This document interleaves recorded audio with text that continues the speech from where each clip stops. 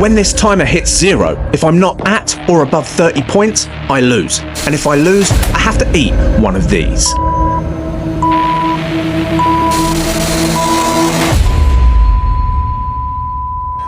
A brutal Scotch bonnet chili, which brings up to 350,000 Scoville heat units, and with my spice tolerance being poor at best, my survival chance is pretty low.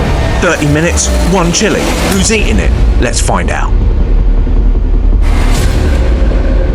So here we go then. I arrive at Paddle for All in Southend with my opponent, Rob Carter, a former top 800 ATP Tour tennis player who you would have seen in one of my other videos on the channel, going head to head. Let's do this.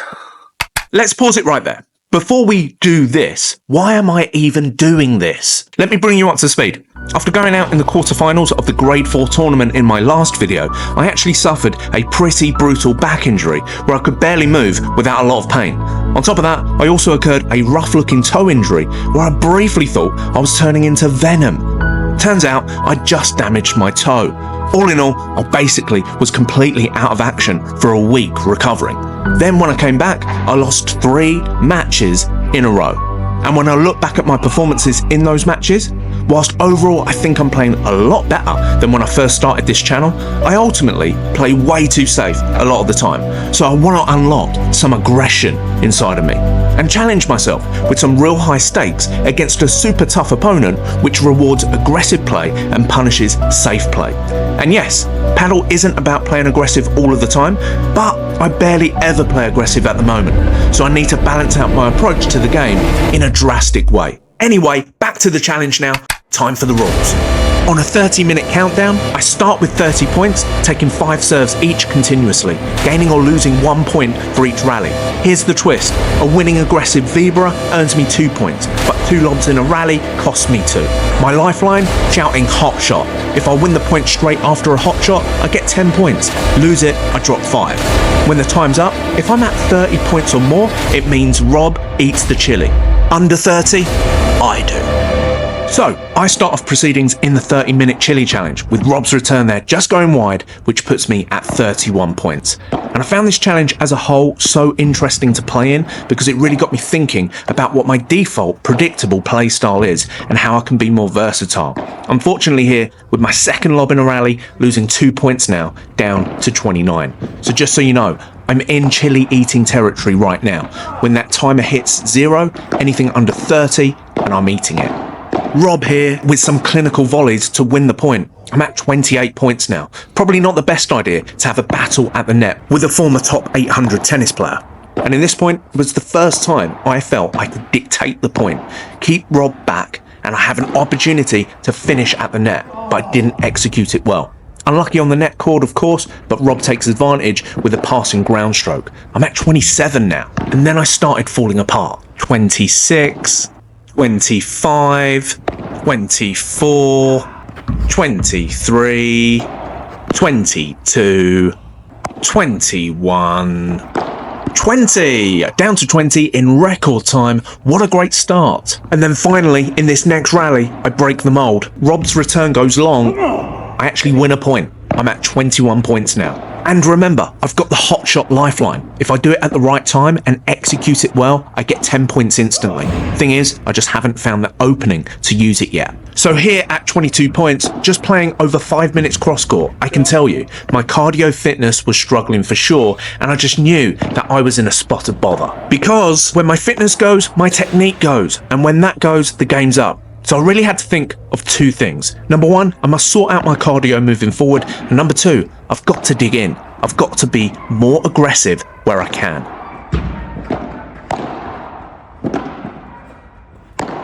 An aggressive Vibra there, giving me the extra 2 points for 22 points. Thing was though, at this point in the challenge, I just wasn't executing my shots well enough. I was going for shots I wouldn't normally go for, which is good, but my execution was poor. Which is not really what you want when in around 23 minutes or so, if the score stays how it is, you're going to have your face melted by a brutal chili. At the same time though, the challenge was doing what I wanted it to do, making me focus on getting depth in my lobs, as normally they can be short. I only had 1 lob to play with per rally, so it needed to be good. And as well as that, the challenge was helping me think of my game differently, forcing me to think aggressively, and also helping me find different angles to play into. And because Rob would pounce on any weakness, there was always a consequence for poor execution, so I knew the level I needed to reach if I was to ever claw myself back to 30 points. The issue I had though, at this stage in the challenge, I couldn't mount any form of consistency. I'd have moments of forcing errors or playing well, but other times I was the one making errors, not executing a more attacking game plan well, or the biggest issue I had, becoming really fatigued.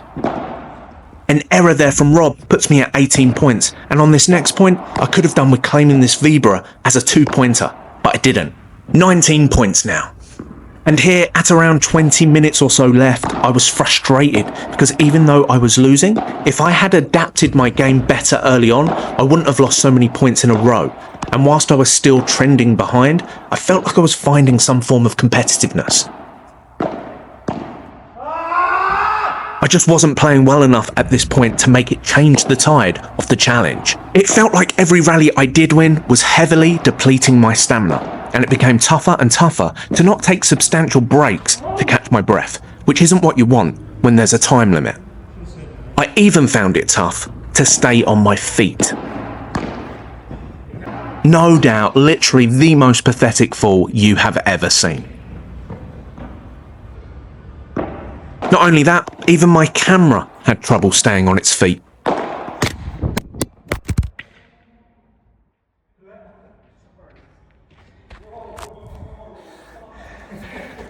And that precision play from Rob, combined with my fatigue and growing frustration, it continued. And I then found myself ultimately at just 5 points. I needed something. Time was running out, but I still had that hotshot lifeline. Now was the time to go for it. I needed to go for it. Here we go then. I shout hotshot. If I win from this next shot, I instantly go to 15 points. If I don't, I literally go down to 0.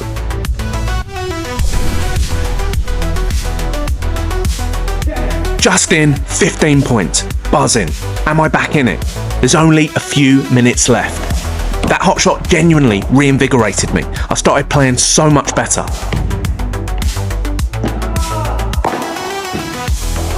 Playing aggressive with depth, forcing errors. And even playing some nice angles.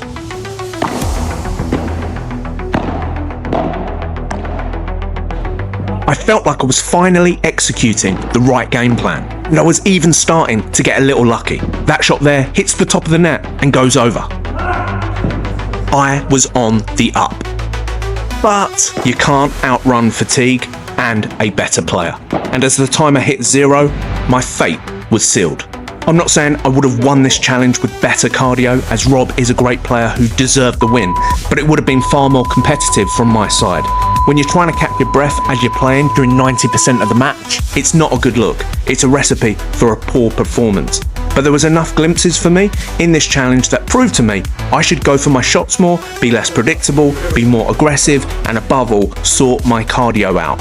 I think the player I want to be is hidden within this video somewhere. I just got to work at it. Today, the challenge has been well and truly lost, and that leaves me to say just one thing. Scotch bonnet time. How big we going? I think you'll be happy. Huh? I think you'll be happy.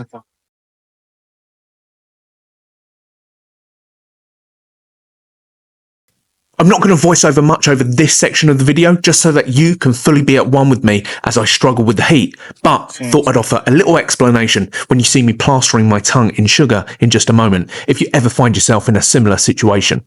The sugar genuinely helps with recovering from the intense heat. Reason being, chilies contain a substance called capsicum, which binds to your pain receptors, and that's what's causing the intense burning sensation. Sugar really helps at binding to the substance, then when you rinse it with milk repeatedly, it can help with the pain going away. Genuinely, for those of you who don't like heat like me, this was ruddy horrendous. Enjoy. Is it that bad straight away? Honestly, won't be able to speak for that. Oh, I'm sure of it. I'm sure of it.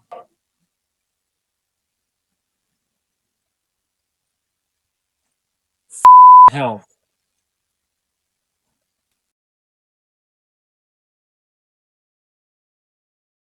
I don't know how you've eaten that whole thing.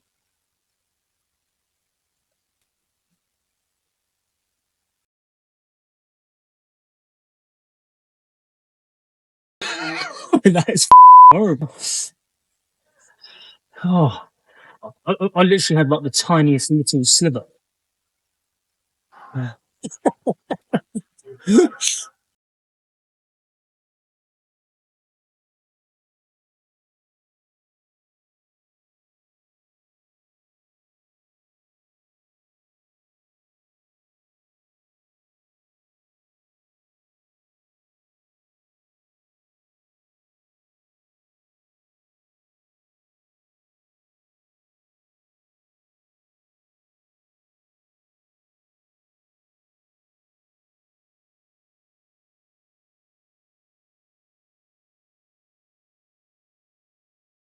Like that.